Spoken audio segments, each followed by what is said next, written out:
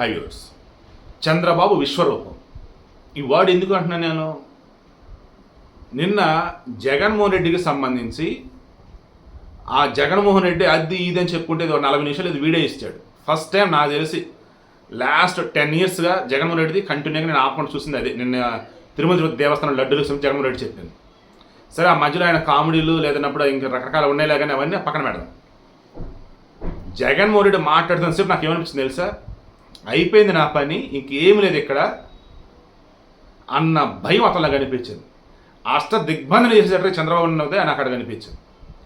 విశ్వరూపం ఇదిరా బాబు చంద్రబాబు నాయుడు అన్న ఫీలింగ్ అతను కనిపించింది. ఎలా? ఇప్పటికే ఆ పార్టీలోని కీలకమైనటువంటి వాళ్ళని టీడీపీలోక లేదా జనసేనలోక అన్నట్టుగా తీసుకెళ్తున్నారు.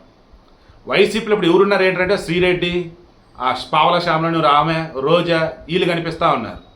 లేదంటే అరగంట గంట వాళ్ళు కనిపిస్తూ ఉన్నారు. నిన్న ఏకంగా పార్టీలో ఉన్న సంగతి పక్కన పెట్టు, రేపటి రోజు పార్టీ తరఫున నన్ను పోటీ చేస్తే ఓట్లేసి జనాలు ఉంటారు కదంటే హిందూ అన్నవాడు ఇక వైసీపీకి ఓటేడు అన్న రీతిలో ఇప్పుడు చంద్రబాబు నాయుడు యొక్క వ్యూహం అనమాట. దాని వ్యూహం కూడా అనకూడదు, విశ్వరూపమని అనాలి. ఎందుకంటే జూలై 22న నేషనల్ డైరీ డెవలప్మెంట్ బోర్డు వాళ్ళు ఈ తిరుమల తిరుపతి దేవస్థానం సంబంధించి నెయ్యి శాంపిల్స్ ఏవైతే పంపారో రిపోర్ట్ ఇచ్చున్నారు. దానికి డీటెయిల్ రిపోర్ట్ ఇవ్వండి అని చెప్పి వీళ్ళు అడిగారు. అది జూలై 23వ తారీఖు ఇచ్చారు. తిరుమల తిరుపతి దేవస్థానం వెబ్సైట్లో ఆ విషయాన్ని పెట్టున్నారు. మీరు కావాలంటే చెక్ చేసుకోండి, లేదా మన క్యాటస్పీ ఛానల్ నాది ఉంది కదా, అందులో మార్నింగ్ వీడియో చేసి అందులో మీరు చెక్ చేయండి. నేను జూలై 24న నా 2వ ఛానల్ మహాభారతం ఎస్పైన్ ఉంటుంది, అందులో డీటెయిల్గా వీడియో కూడా ఇచ్చాను జూలై 24న. బట్ వీళ్ళు అది తెలియక చంద్రబాబు నాయుడు మొన్న ఫ్లోలో జస్ట్ ఒక వర్డ్ యూజ్ చేస్తే దానిని పట్టుకొని సుబ్బారెడ్డో పక్క, భువన కర్ణకరెడ్డో పక్క, వైసీపీలో పక్క కింద మీద పడ్డారు. ఏ రకంగా? అసత్య ప్రచారం, అబద్ధాలు, చంద్రబాబు రాజకీయానికి అంతు పొందులు అది ఇదని దొరికేర్రా అని చెప్పేసి ఏకంగా ఆ ల్యాబ్ రిపోర్ట్లో మొత్తం తీసి ముందు పెట్టారు. వీళ్ళేమన్నారు అప్పుడు? ఇంకా ఎప్పుడో జులైలోనే రిపోర్ట్స్ వస్తే ఇప్పుడు ఎందుకు బయట పెట్టావు? నీ సూపర్ 6 వచ్చేసి డైవర్షనా అని చెప్పేసి. ఇది ఇక్కడ సరిపోయింది అనుకున్నారా ఏపీలో? అబ్బో, నార్త్ ఇండియాలో, సౌత్ ఇండియాలో హిందువులు అన్న వాళ్ళు ప్రతి ఒక్కళ్ళు స్వామీజీలు, మఠాధిపతులు ఓస్తున్నారు జగన్ అయితే. వైసీపీ వీరాభిమానులు సైతం హిందువులు కనుక అయినట్టయితే ఛీ ఇంత ఎదవా ఈడని చెప్పేసి అనుకుంటా ఉన్నారు. ఎంతలాగా ఈరోజు పరిస్థితి దిగజారిందంటే వైసీపీది ఆల్మోస్ట్ ఇక పాతాలని పడిపోయింది.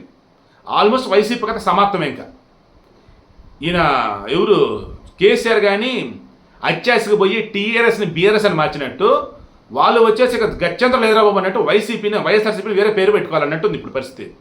సో వన్ పాయింట్కి వస్తా.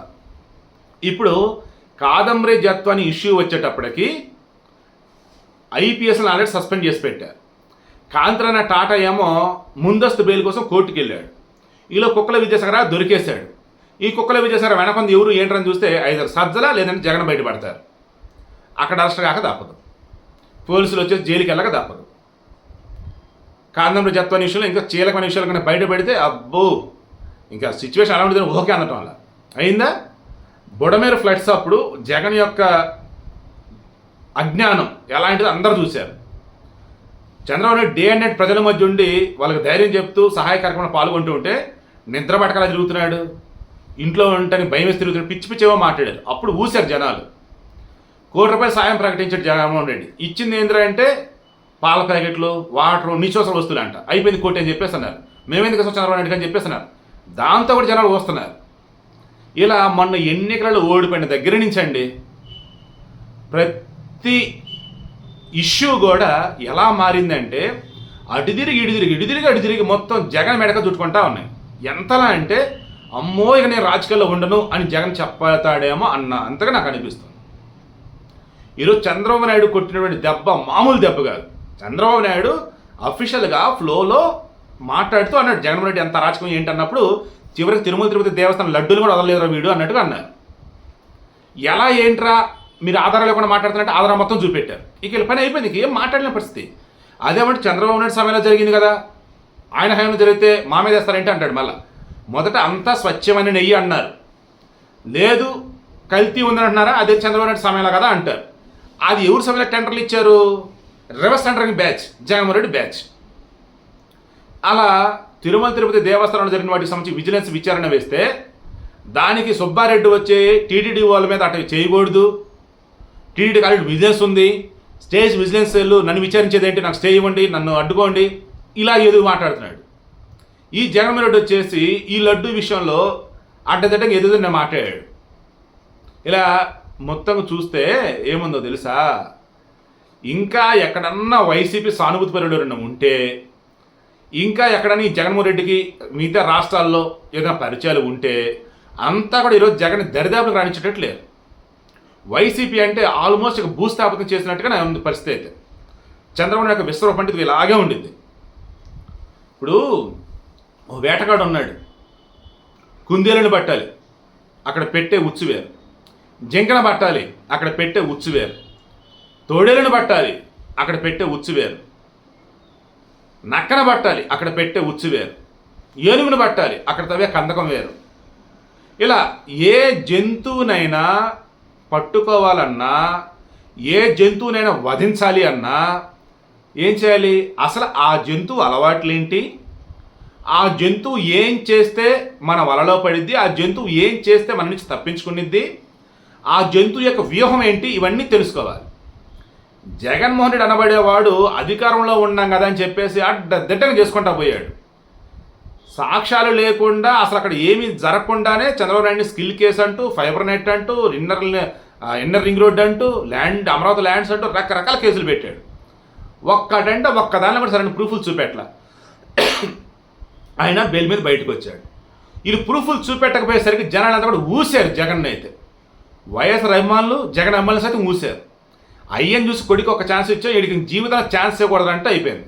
మొన్న గెలిచిన 11 మంది కూడా వాళ్ళ ముఖాన్ని చూసి జనాలు ఓట్లేశారు తప్ప వేరేది కాదు, లేదా చంద్రబాబు మీద వ్యతిరేకత చూసి ఓట్లేసారు తప్ప వేరేదైతే కాదు.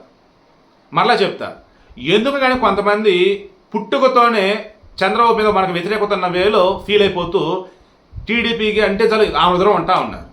అలా జగన్ దగ్గర ఉన్నారు తప్ప వేరేదైతే కాదు. సో ఇప్పుడు విషయం ఏంటి, ఇందా చెప్పాను కదా, ఏ జంతువుకి ఆ జంతువు ఉచ్చు అన్నట్టు జగన్ అనేవాడికి ఎలాంటి ఉచ్చు వేయాలి? పక్కా సాక్ష్యాధారాలతో ఉచ్చు బిగించాలి. ఆ సాక్ష్యాలు చూసి హిందువులు అన్న వాళ్ళు ఇక జగన్ దరిదాపులుగా రానియకూడదు. చదువుకున్నవాడు ఇంకా జగన్ పెరెత్తేనే చీగొట్టాలి. వైసీపీ అంటే ఈవెన్ ఇతర మతాల వాళ్ళు కూడా రేపు మన పచ్చ కూడా ఇలాగే రాబోమని చెప్పి దూరం జరగాలి. కొడితే ఏనుగు కుంభస్థలం కొట్టాలంటారు చూసారా, 100 రోజు కూడా ఇంకా అవ్వలేదు, ఏనుగు కుంభస్థలమే కొట్టేశాడు. ఏ రకంగా తన పరిపాలనతో, తన రాజకీయ వ్యూహంతో ఓవరాల్గా జగన్ అనబడే వాడిని అధపాతానికి తొక్కడానికి, రాజకీయంగా అతను సమాధి కట్టడానికి, ఓవరాల్గా వైసీపీ అనేది భూస్థాపితం చేయడానికి పక్కా సాక్ష్యాలతో అన్ని రెడీ చేశాడు చంద్రబాబు. అది చంద్రబాబు యొక్క వ్యూహం అంటే, చంద్రబాబు యొక్క విశ్వరూపం అంటే.